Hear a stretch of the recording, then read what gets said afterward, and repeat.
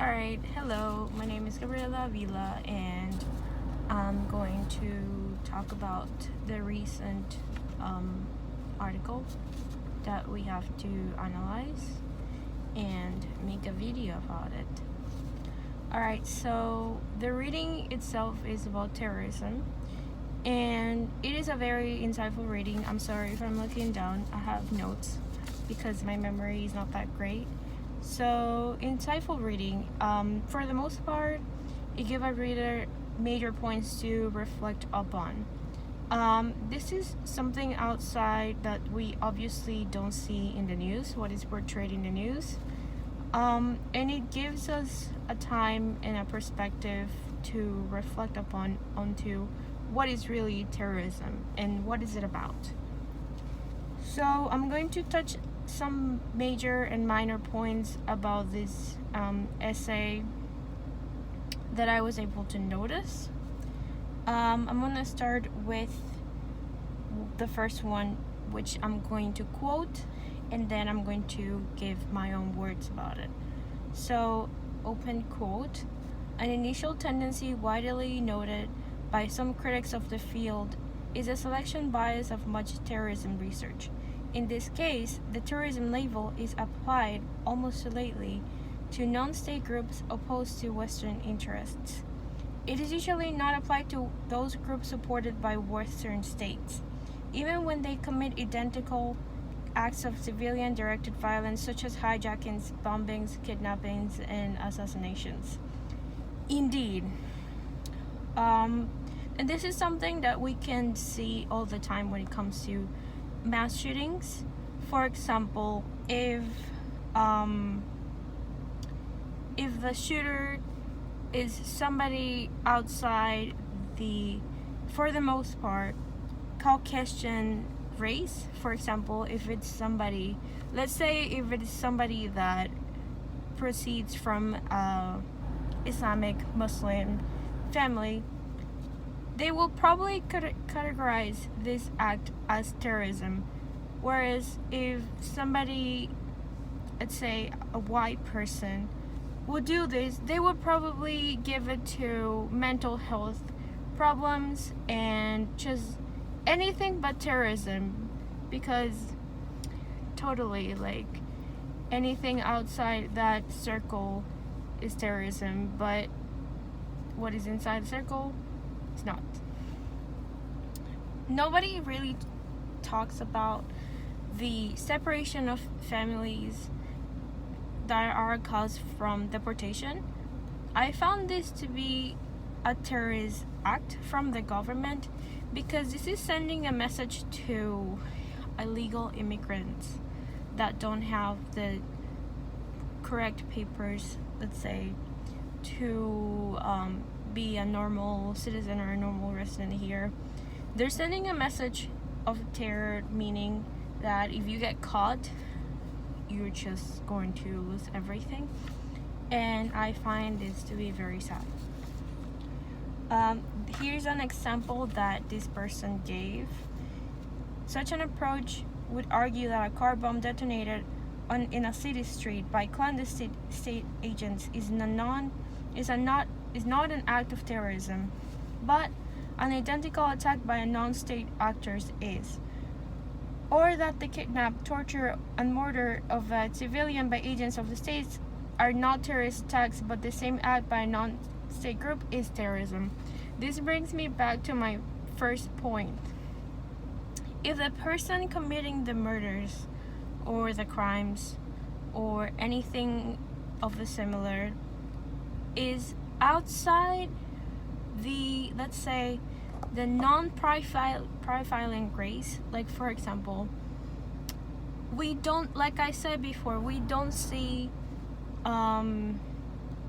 Caucasian people being labeled as terrorism even after a mass shooting. They always give it to external factors. However, if it was the case that like I said, somebody from a Muslim family, anything related to that, anything related to the Islam, then it would probably be categorized as terrorism.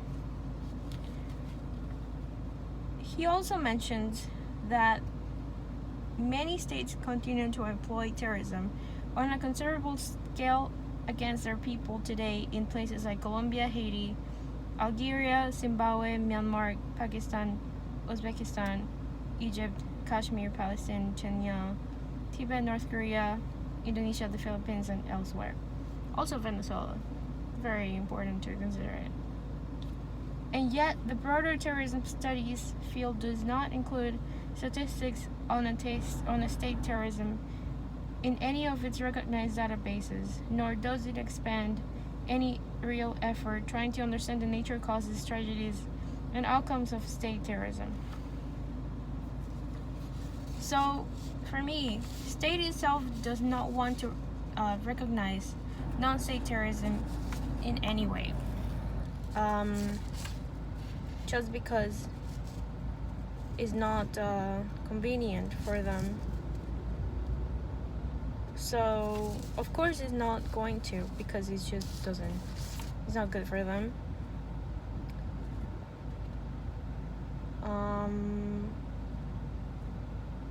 There is something morally suspicious, however, about people making laws that apply to everyone else except themselves, of course. This can be found in socialist governments, for example. The nature of terrorism is not inherent in the violent act itself. One and the same act can be a terrorist or not, depending on intention and circumstance. He goes on saying, the reality is that terrorism is a social fact rather than a brute fact. Totally.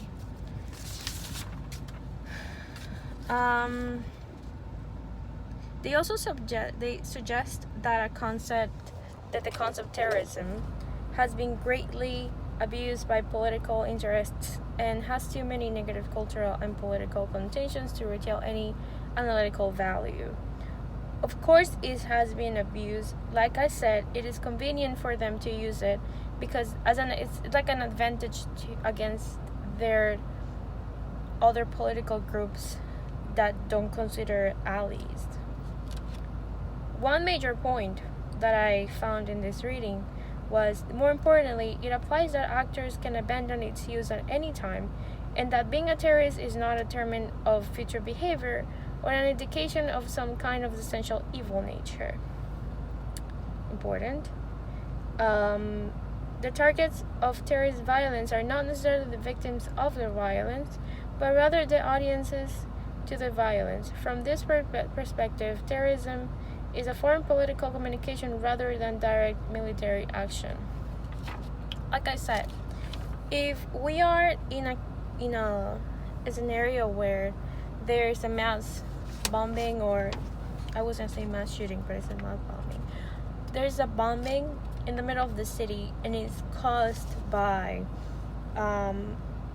let's say, somebody from a Mexican descendant, right? They were probably not going to categorize it as not terrorist, but terrorist, because it's just convenient for them.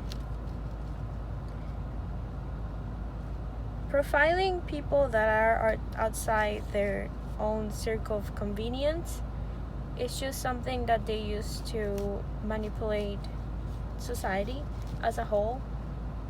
And another major point that I found, and I'm almost done because it's 9 minutes and I didn't realize, it is not that terrorism scholars do not recognize the use of terrorism by states. It is rather that they limit the focus of their research largely to non-state groups that are opposed to Western interests and fail to acknowledge the long history of involvement of their own states or ally states in terrorism. And it shall remain this way until the government decides to be more conscious and to care. Thank you.